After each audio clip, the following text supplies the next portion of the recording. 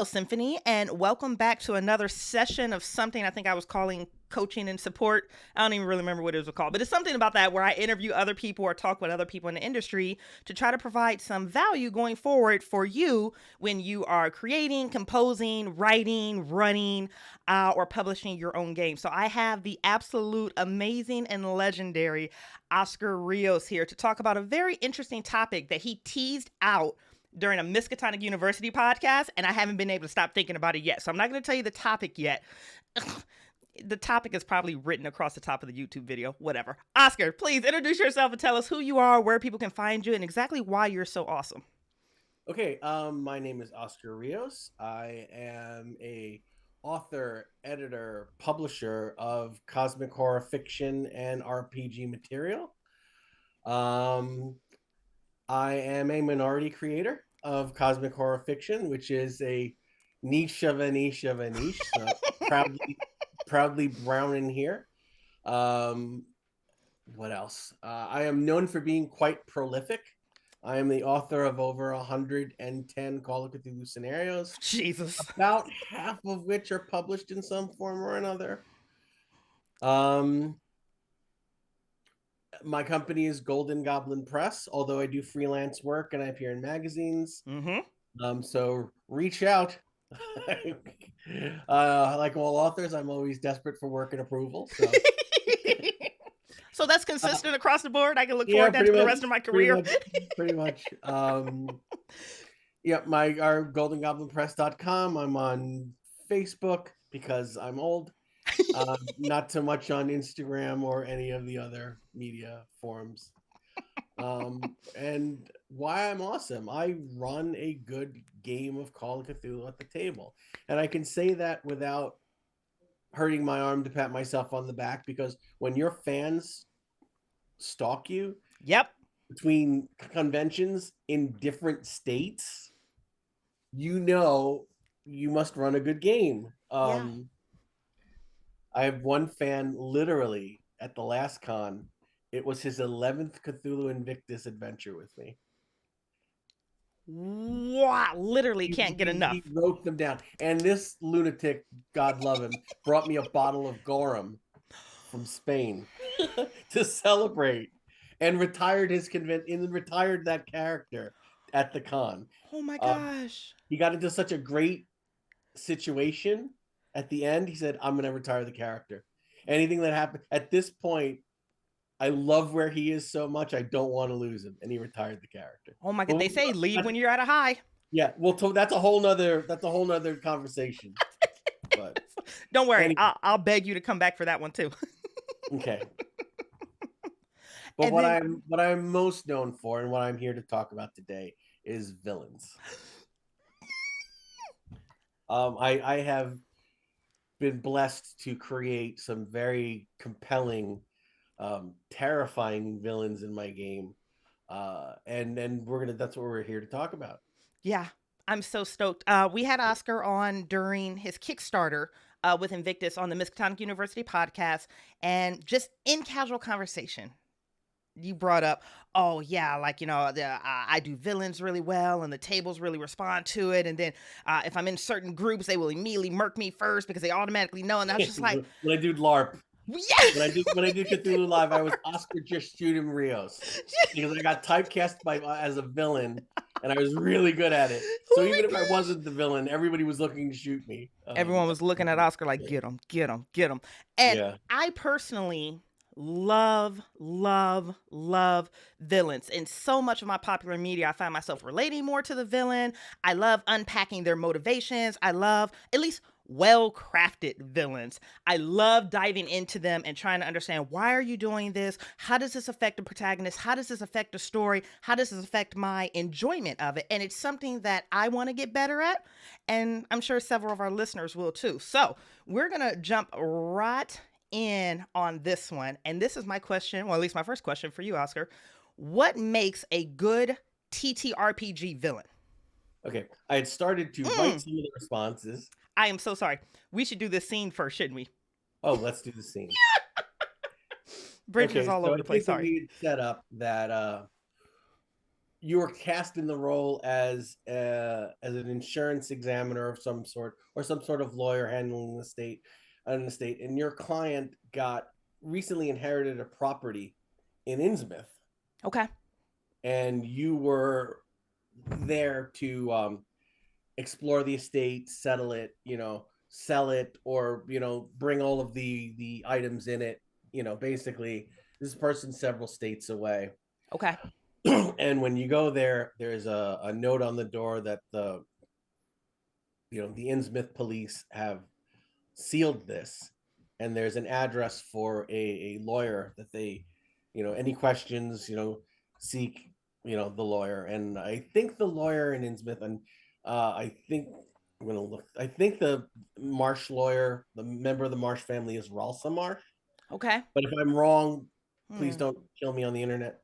I can't get to my den to look up my details. So we'll be starting in the offices of Ralsa Marsh. Okay. Okay. Okay. So as you are there, and we'll say that your character at this point knows about the Innsmouth look, and Oh. Okay. knows about that there are some people who are different. You're not sure. You're pretty sure it's hereditary and genetic. You're maybe inbreeding, but Mm-hmm. the reputation of people go missing, people, they're not friendly to outsiders. They refine gold. The 5 or 6 bullet points everybody. Yeah. Okay. Okay. So you're shown in to the office by a young girl who appears quite normal.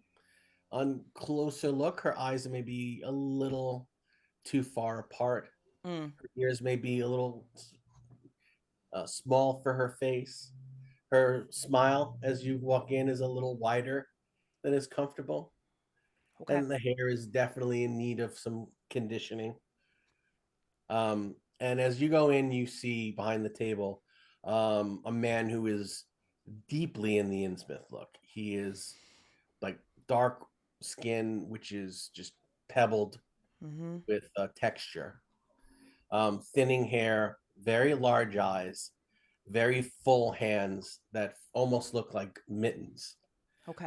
There's a webbing between them, uh, and he's well dressed. And there's a fire lit. He leans forward. He says, uh, "Welcome to Innsmouth. Thank you for you know thank you for coming. I see that you saw the notice. I really appreciate that you didn't enter the residence before coming to see me. Please, won't you have a seat?" She knows the reputation of these people. At least she thinks she knows. There's part of her that's like, maybe I should just step back and walk back out of the door. But she's going to maintain her position, but she's not going to take the seat. And she's not going to extend her hand forward to shake his. Yes. Well, I don't suppose you left me much of a choice. Is there a Oh, reason there are why I'm always unable to enter the residence? uh, the reason is mostly for your safety. But please have a seat. Alice makes excellent coffee and takes terrible shorthand, so let's let the girl earn her money. Um, some coffee? I could use a cup, please. She'll nod and she'll very slowly just kind of like sit herself on the seat. But she's on the very edge of the seat where like both of her feet are flat on the ground. She's not like comfortably reclined back. He says, "Alice, a pot of coffee, and you can bring in a few slices of that pie your mother made." And she says, "Right away, Mr. Marsh." And she says, "So about this residence, I hear that you are handling the property inheritance. Yes, sir. I've been appointed to do such.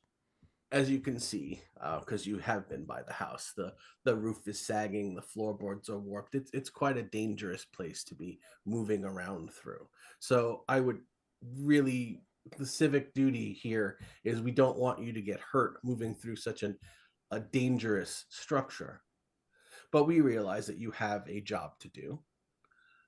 So we want to help felicitate this job being completed in a way that you complete your duty to your client and that you are safe.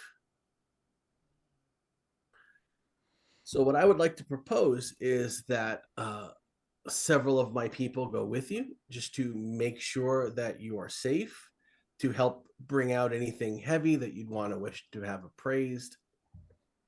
But there's another sensitive matter that I'd like to discuss with you. Now, the person in this house was a member of our religious community, and there may be artifacts there pertaining to the temple. Now, there's one shameful incident that someone sold a sacred relic from our temple to another town. It now sits in a museum. We've been trying to get it back for years, but we haven't.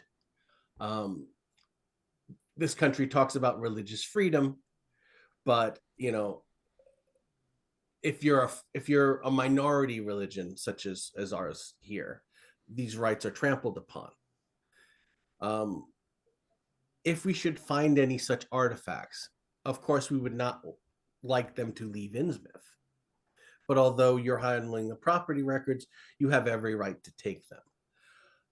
We don't want to stand in front of your rights. We just wish to make another arrangement. These items can be quite valuable. Sometimes they're gold.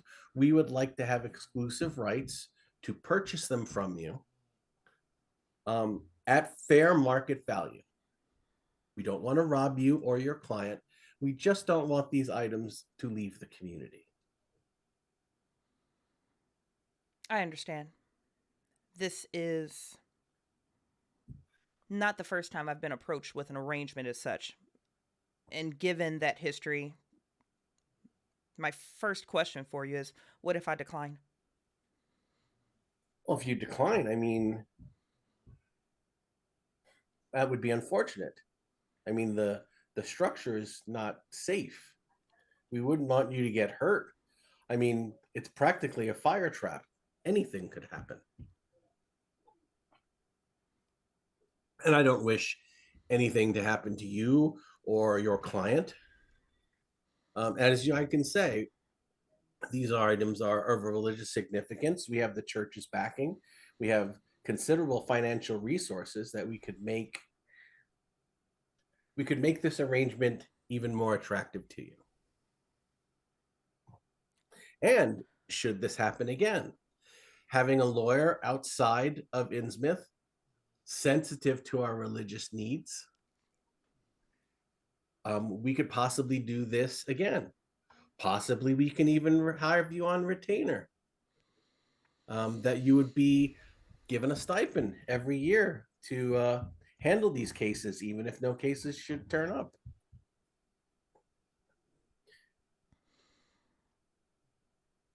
Is there a time frame on when I need to give you an answer by? Do I have time to consider the offer, or do you require an answer now? Oh, I don't. I'm not going to pressure you into, you know, having an answer. I know this is a lot to digest. So no, there is no time frame. We just don't want you going into the house until we've reached an accord. And are accompanied by your people, your members of the clergy. You can bring someone of your choosing as well, if you're uncomfortable going in alone.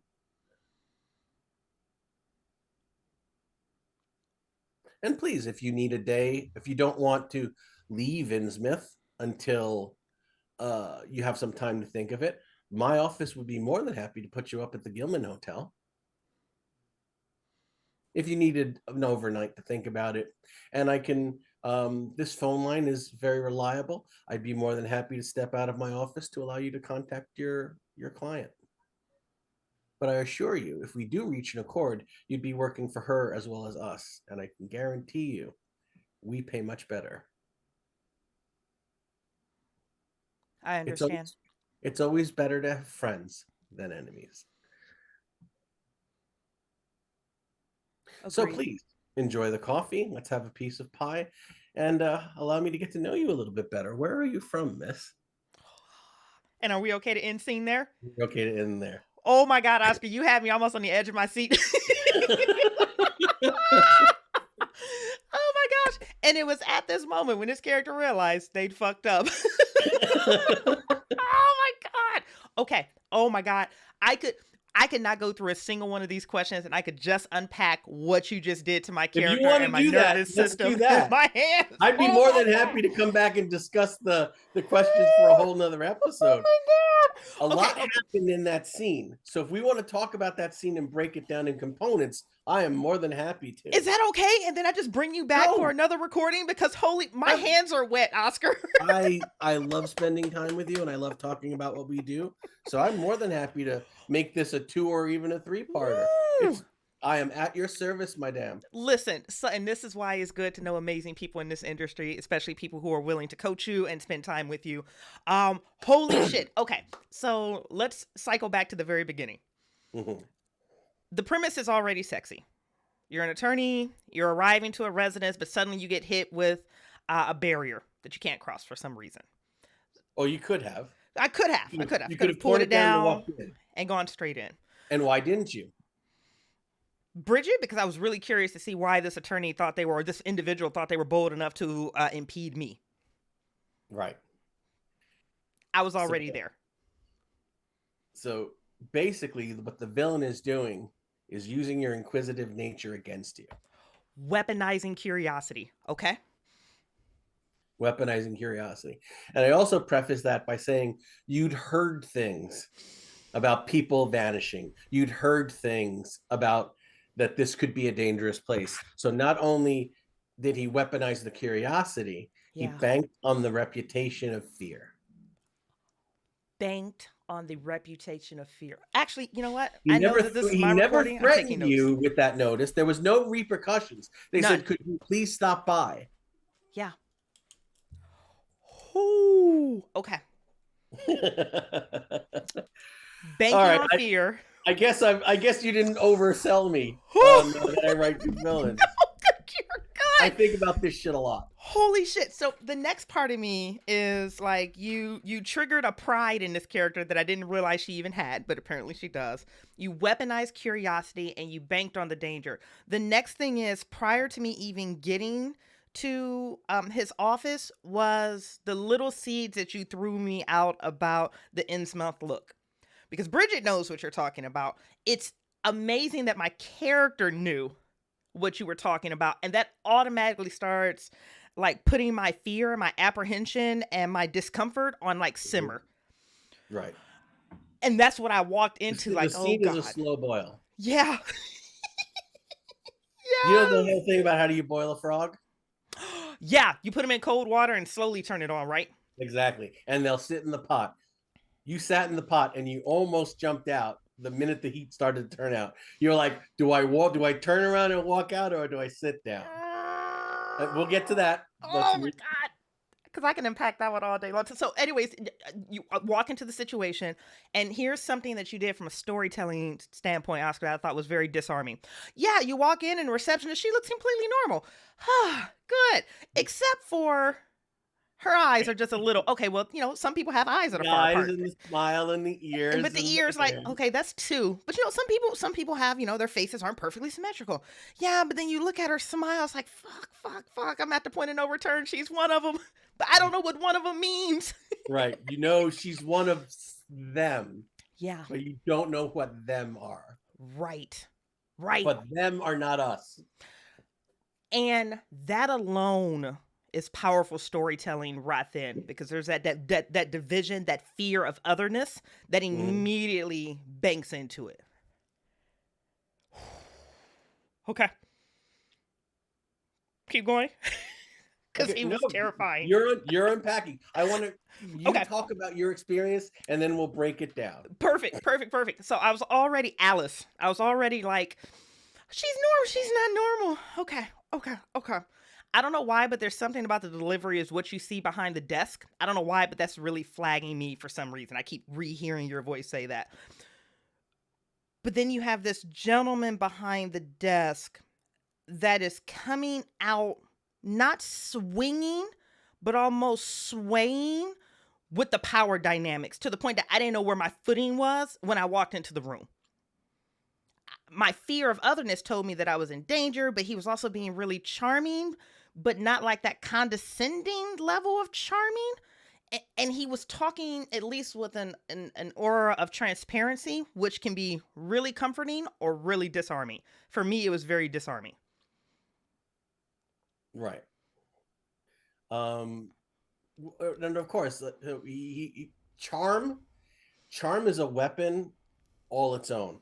Charm in a villain is very dangerous. And I will tell you something on the next level of charm. Okay.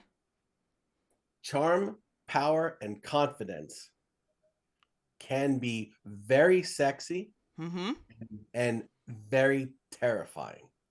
Yeah. Sometimes Um, simultaneously. when you go in there, and the minute you're really afraid, he makes a joke. He says she takes terrible shorthand, but she makes good coffee. But she makes good coffee. Let's let her earn, because you didn't want to sit initially, No.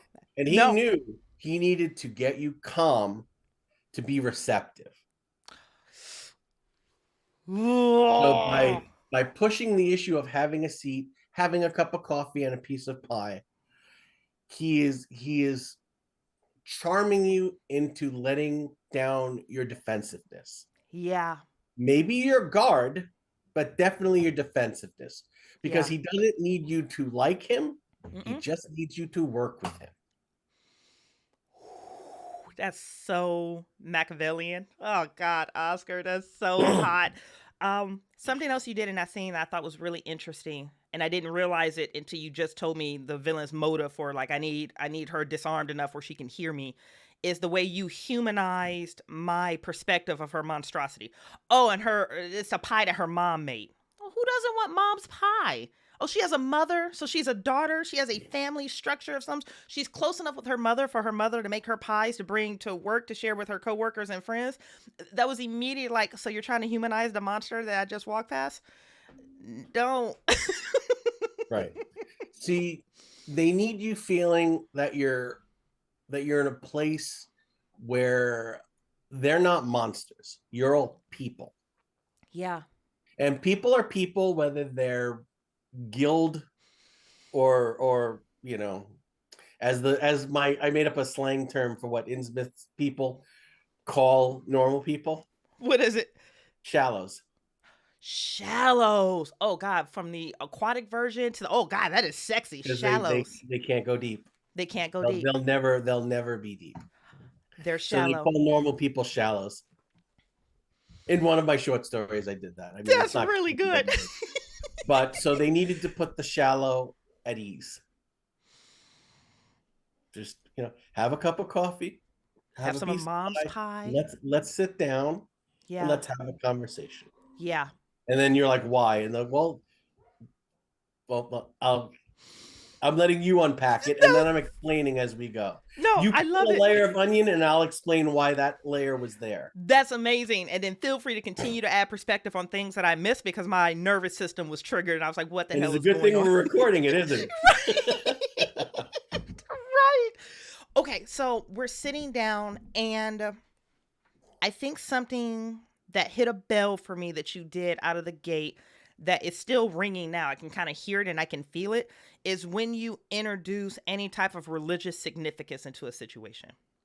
That starts getting really hairy, really uncomfortable very quickly. I was challenged between what do these monsters worship? What I can't even fathom that there is some type of religious artifact that is intimately tied to them. That so any type of introduction with religion starts getting really interesting really fast, and that was a bell that hit for me immediately because that's kind of hard to argue because that religious significance has such a high value rating for people, and this is obviously something that he's like, Oscar, you don't. My mama told me you don't mess with people's kids, you don't mess with people's money, and you don't mess with people's faith because people will go really, really deep to protect those things. That immediately put me in a position of even more discomfort. I was like, it couldn't have been like a book or a journal, a favorite pair of shoes. It has to be a religious artifact. I'm screwed. Okay, and you know what the item in the museum he's talking about is, right? Bridget didn't. Mm-mm. In the Shadow over Innsmouth book, a drunken Innsmouth man sold a priestess's tiara in another town, and it is now in the I want to say it's Newbury. I'm not sure, but it's Okay. in a museum in a town next door, and the Marsh family's been trying to buy it back for years. So there's an Innsmouth high priest tiara in a museum that they've been trying to get back for years. Oh my gosh. So that's canon in that's from HPL himself. Oh my gosh. Somebody else sitting in this seat was probably, anybody watching this and knows that is probably freaking out because they know what you're talking about. Right. Which is a great way to bother people off the table too, because as a gamer, Mm-hmm. the last thing I want to do is commit to giving the bad guys a religious article. Oh, and that guy ended up dead the next day, by the way. Of course he did. Yeah. Of course he did. They found him and stabbed him, and they've been trying to buy it back for years. And the I think the historical society won't sell it to him. Oh gosh. Okay. Okay. This character is so screwed. Long term too. I'm really excited for her. She's about to suffer for the next X amount of decades as long as she continues to comply. Okay. You mentioned, hey, yeah, we'll go ahead and let you in, but we need to talk about how unsafe the conditions of that house are. Really, Oscar? That was insult to injury. I didn't need that on top of everything else I was going through. I couldn't tell whether this character was doing the whole, like, no, it's actually just a dangerous house. That character doesn't give a damn about me. So what he's actually doing is threatening me. But he's doing it on such a... He's threatening me on the peripheral is what it felt like. And I'm going to tell you why he did that at that moment. Because you're sitting in the chair, you're talking about religious artifacts, you're seeing eye to eye, but he needs to remind you in that moment that you are not equals. He needed you disarmed enough to work with him. Yeah. But not comfortable enough to think that you have any power in this dynamic. Yeah. Basically, it was a really nice, disarming, charming way of delivering a threat that, yep. Okay, you're having our coffee, or you're eating a piece of pie, we're having a conversation, but don't think that this is going to go more than the way we need it to. Right. But in a way that the threat is there, but you don't even comprehend it until you're unpacking it later. It was in the peripheral the entire time. I was just like, it's just really, the roof is sagging, the boards are loose. What is he saying? And you double down on it. I have to skip forward, but I'll cycle back. You double down on it. It's like, well, what if I don't comply? What if I refuse? Oh, it's a dangerous house. Okay, got it. I'm with you now. All right, thanks. Anything can happen. Anything can happen. I'm sure it's a fire trap. Right before that, you made the offer that didn't feel like an offer as much as it was like, here's your expected rollout. When you go to the house, you're going to be going over with a group of my people.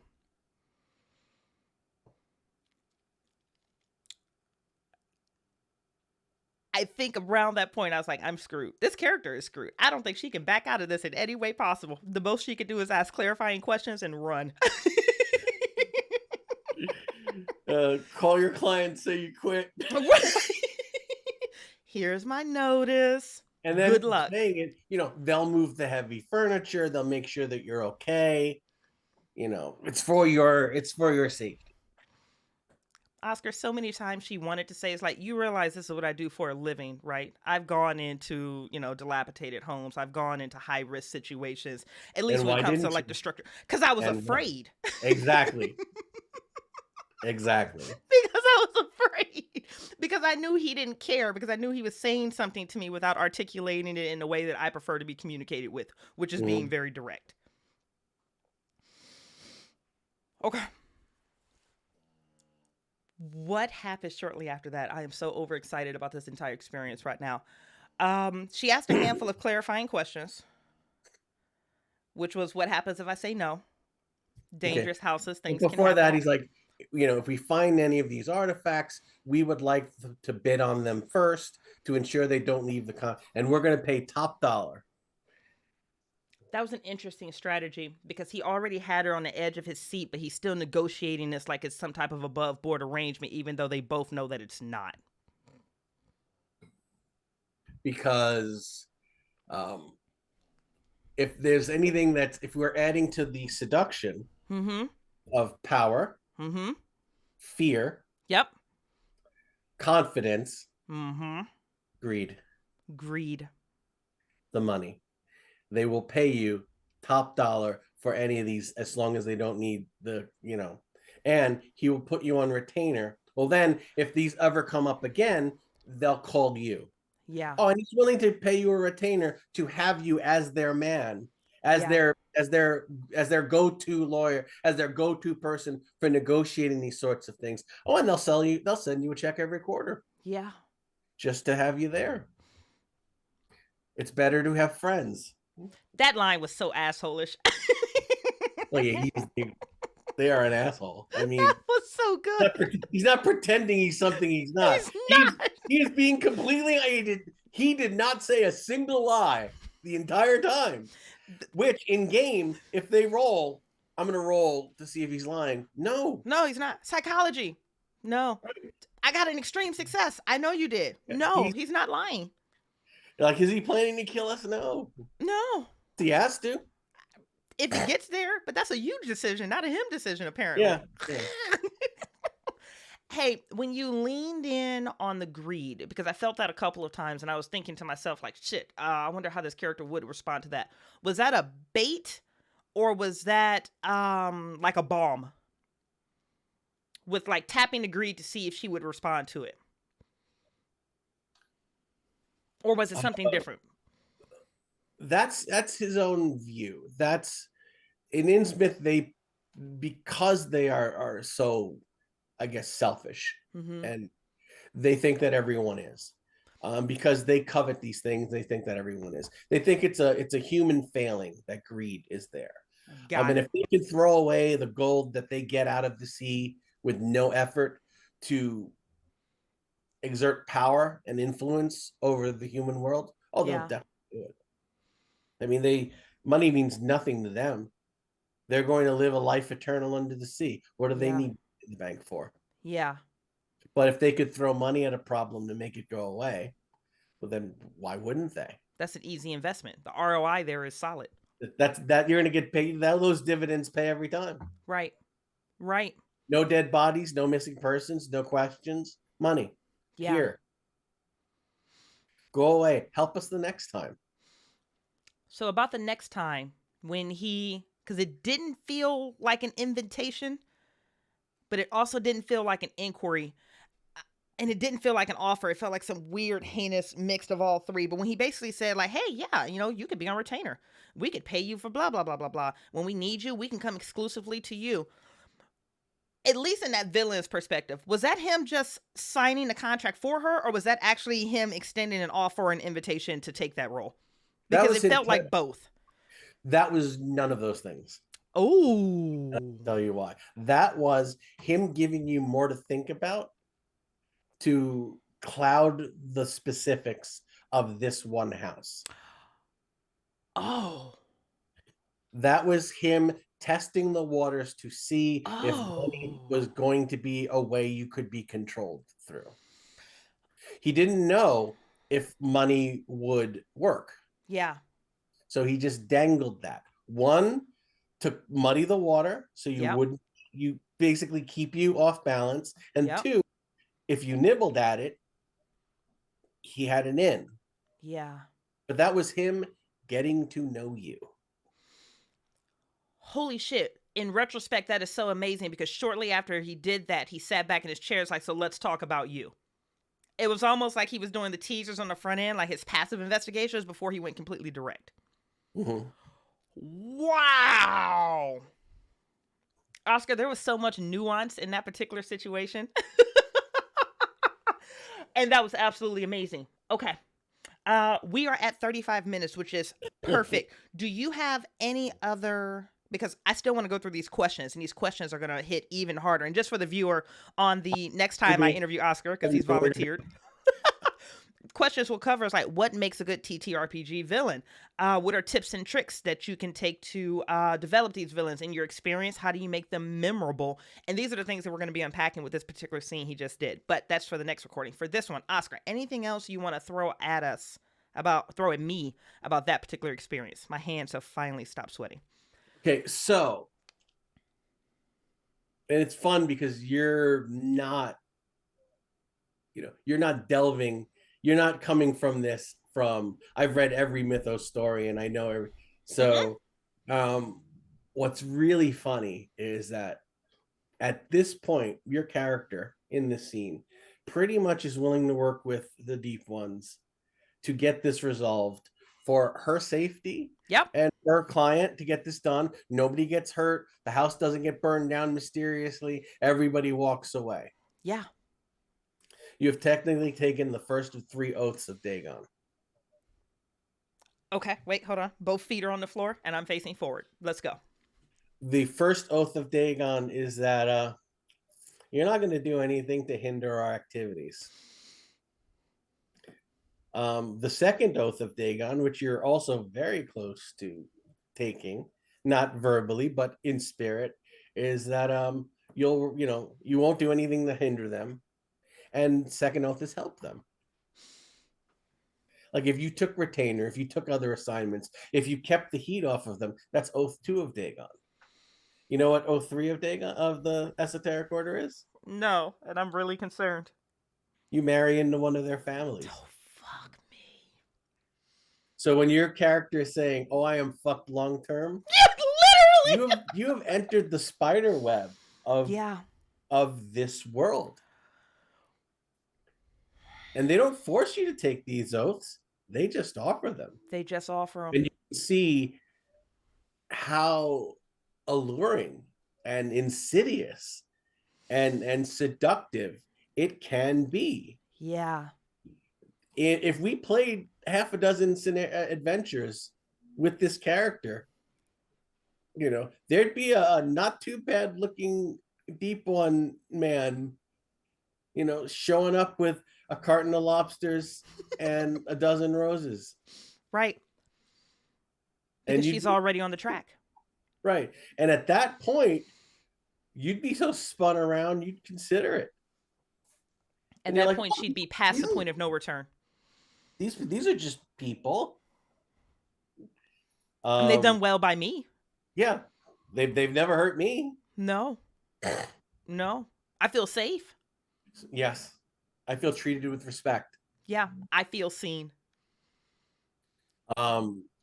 So this whole, the insidiousness of it is their whole MO of seducing you. Yeah. And one of your questions is there a line between antagonist and protagonist? And my answer is like, no. No. If there is a line, it's a very porous one. Ooh, nice word choice.